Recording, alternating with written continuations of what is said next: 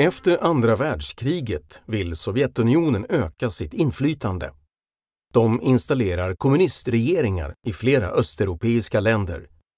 De här länderna är formellt självständiga, men hårt kontrollerade av Sovjetunionen. De är sovjetiska satellitstater. År 1948 störtar Sovjetunionen en demokratiskt vald regering i Tjeckoslovakien och skär sedan av försörjningsvägarna till det demokratiska Västberlin.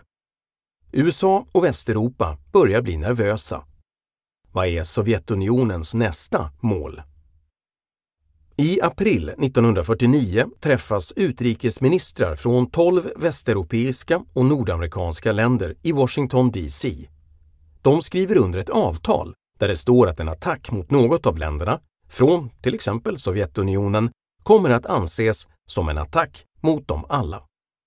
Avtalet kallas Nordatlantiska fördraget och länderna som skriver under bildar Nordatlantiska fördragsorganisationen, eller NATO. Snart uppstår motsättningar mellan NATO och Sovjetunionen över Tysklands status.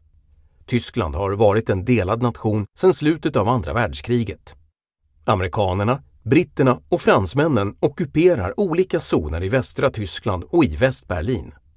Sovjetunionen kontrollerar östra Tyskland och Östberlin. Nu slår amerikanerna, britterna och fransmännen ihop sina zoner för att bilda ett nytt land. Förbundsrepubliken Tyskland. Sovjetunionen svarar med att bilda Tyska demokratiska republiken i östra Tyskland. Även om det är demokratiskt enligt sitt namn så bestäms allt av det östtyska kommunistpartiet. USA och deras allierade vill att Västtyskland bildar en egen armé och går med i NATO. På det viset kan de hjälpa till att försvara Västeuropa mot Sovjetunionen.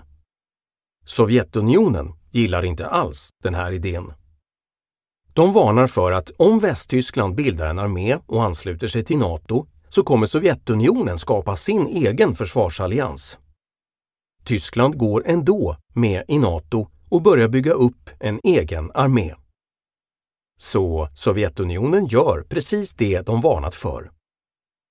I maj 1955 bjuder Sovjetunionen in sina satellitstater till Warszawa i Polen för att underteckna Warszawafördraget om vänskap, samarbete och ömsesidigt bistånd, Warszawapakten.